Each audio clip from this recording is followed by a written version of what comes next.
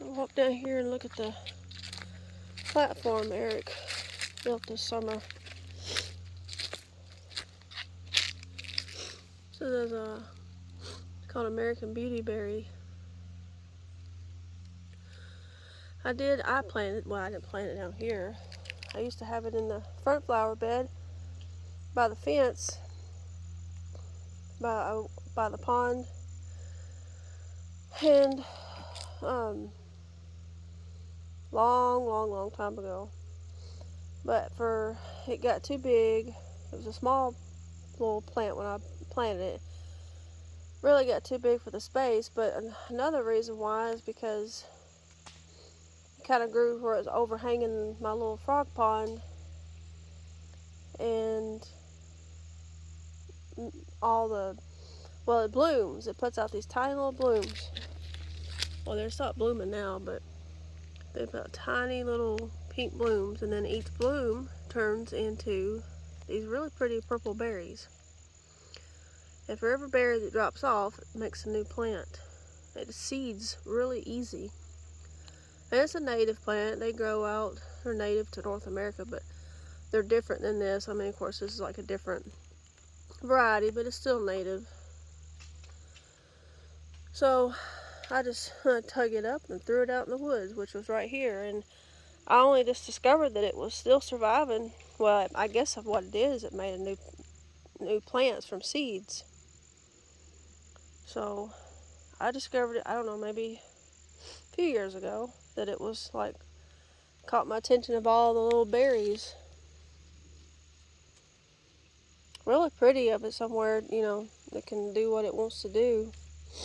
But anyway, it's made a pretty good size. You can kind of see all the way. It'll get some full sun down in here, but it's shaded. But so I think if it had a little bit more sun, it would be more of a plant. But it's doing pretty good, surviving here on the edge of the woods. So there's that. And then all this here, although you can't obviously see this part of some of the trees that got pushed over when the house was built back in 2006, but they're slowly about going. But so, and then he keeps this little pathway with the push mower just come down here every once in a while and kind of mows back some of the weeds and stuff.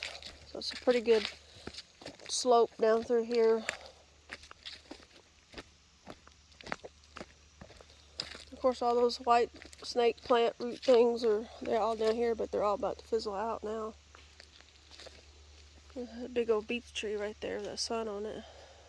But that's a really big white oak. Of course, there's a deer stand there, but really big tree and some beech tree, a lot of big trees. That one died because it has a humongous poison ivy vine on it. I'll show you. I didn't know that it had killed it, but of course that's been a long time ago. It's rotten now. But if I see poison ivy vines, any trees around the house, I chop them so they can die. But look, I mean, it got so big. You tell it's been there long. Look how hairy. But yeah, it killed a tree. I mean, it's the whole top of it. My thing is still alive. But if I can see it. Dang it. Well, anyways, a lot of the growth up top is all poison ivy.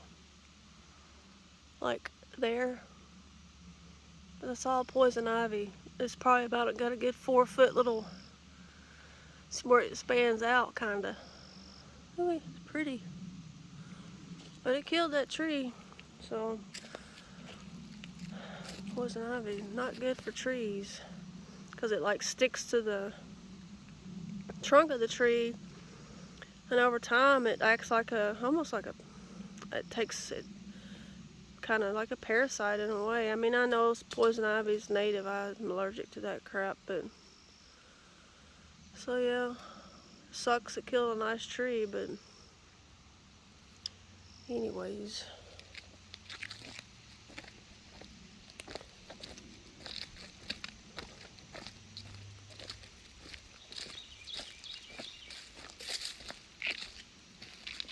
Maybe it's a big tree here. It's like a white oak, but that tree beside it, that limb, it grew all is well because the limb was beside, like rubbing on the trunk. So the tree is just kind of, it's growing in. Well, the tree's growing into the tree's growing into the limb. Eventually, it'll be kind of just incorporated into the tree. Big old tree.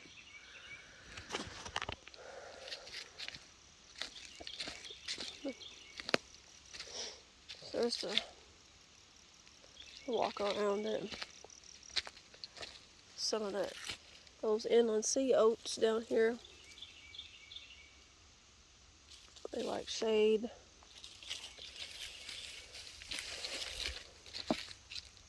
A lot of pawpaw trees down through here. Those ones like here, those are pawpaws. They don't make a tree, but they make like a dogwood size tree, and they have fruit, pretty good sized fruit, and a lot of the animals and stuff like them. I think the Native Americans used to eat them and do stuff with them, but you can eat them. I tried to eat one that was, I thought, as ripe as what I read it was supposed to be, but they say it's supposed to taste like a banana, but I don't agree. But they're native. But the little flowers on them early in the spring are just really, really neat. You never see them, but neat little flowers that it makes. It's a walnut tree right there. There's a few of them through here. But all this dirt washed and it's made a big hill kind of, but there's kind of like I was supposed to be showing you the deck platform, whatever. I don't know. I guess that part there is probably about, I don't know how high it is. Well, it's a little taller than I am. Well, no, it's about my height. Right at 5'7", but I think he done a good job. Alright, let's see.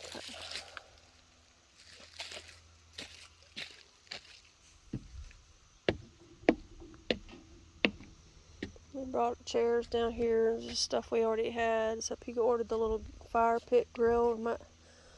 Eventually we want to like grill some hot dogs or something down here. I want to bring a bucket of water because, stuff happens, and just for safety purposes, I guess, but I think it's really nice. I put that pillow down here. It's not even funny how long I've had that pillow. Probably 20 years.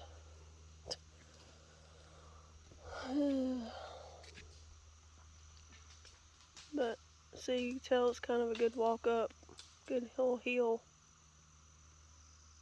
It's really nice down here, I think.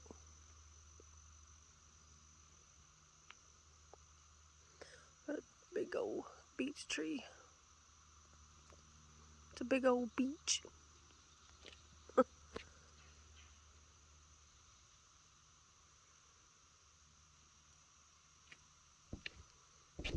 I put a little bird feeder down here, but I don't hardly never bring no seeds out. Kind of up high, actually.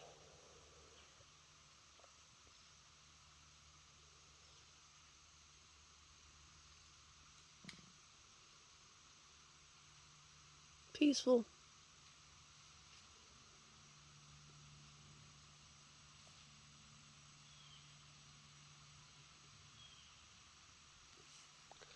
All that down through here is the creek. It's a dry creek bed that runs. You can't see it well in the wintertime. You'll be able to see it. It's pretty good size. And then it goes. There's like 3 different. I don't think we lost a tree over there. Oh yeah, I already saw that. Never mind. Like two, because what this property is kind of like it's like a ridge. It runs top ridge, like all this is a top, and then they come down almost like three fingers, and then they each in between have creek beds, just dry creek beds, wet weather creek beds, whatever you want to call them. And when you get some really good rains, I mean, you would think that it was just like a natural creek running through there. All the rocks and the moss and the ferns and stuff. It's just, I think, really pretty. Of course, it only runs like that when we get days and days and days of rain, and it's run. And then it continues on down through here, all the way out, way down to the other side of the property, to where it meets a really big, wide creek bed that's probably good. In places it's 10 foot, and some places it's wider. Just nothing but rocks. Just like, like rocks that's just washed off out of the dirt and stuff. And it connects to a big 4-foot culvert that runs underneath the road. Then it runs out to another dry creek bed, and then it goes down, runs out to the Cumberland River out there.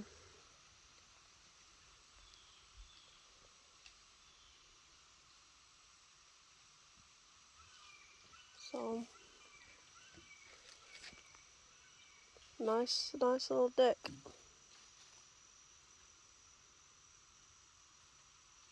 Oh, there's a squirrel on. Well, it might be a little chipmunk, but a little squirrel down there.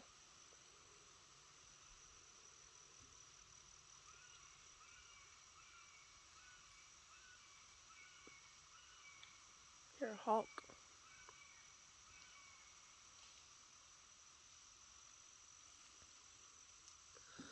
So that's the little, well, I wouldn't say not really little, but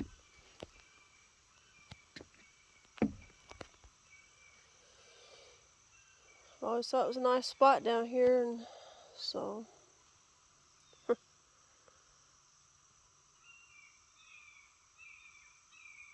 we might do some hunting from it, who knows.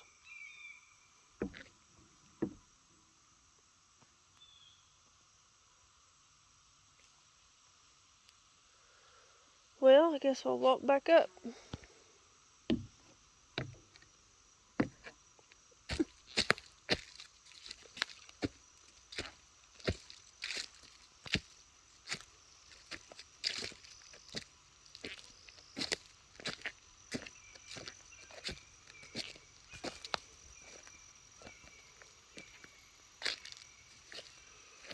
Kind of see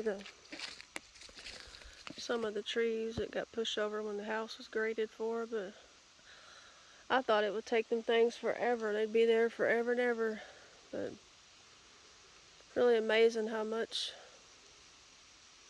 Well, I mean, they've been laying there since 2006-ish, maybe, well, a little before. Bought the property in late 2005. See, look, there's some pawpaws. I think all the fruit's already gone off of it now. They don't last long. They look kind of tropical-y to me. Because they got, if I can pull down a limb.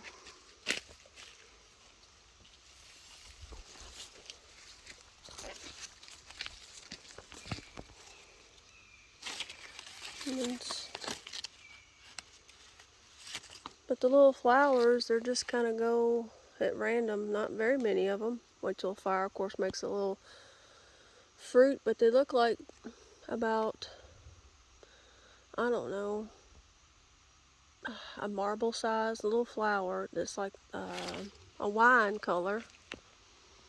And it's real thick, like almost like it's been like a little carving. Just the neatest looking little flower. And then just really, you'd never see them, never see them unless you get lucky just to, be looking and discover it. But, and then they make pawpaw fruit. It's P-A-W, pawpaw.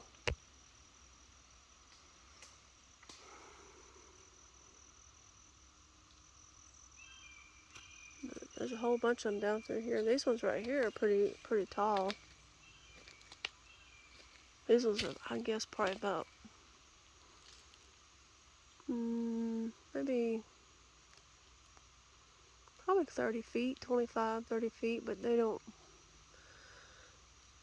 the little trunks, they don't get, see, you can tell. I mean, they just, I think they call them, when you read about them, they'll call them an understory tree because they are under the tree canopies of the big trees. So that's why they call it like an understory tree, because it's under. You can see it's way down there.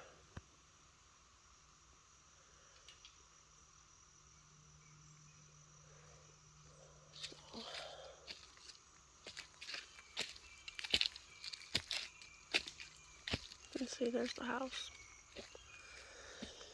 Well, there's that's the little deck or platform. I think he calls it a platform. So, signing off.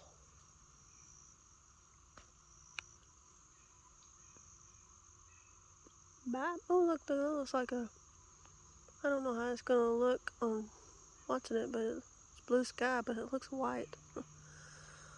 Kind of like that big, that right there. That's kind of neat looking.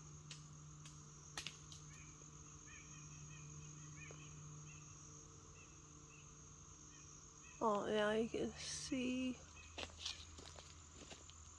right there. That's that one with the poison ivy on it. You see, I told you it was died, and then down in here is where all of that.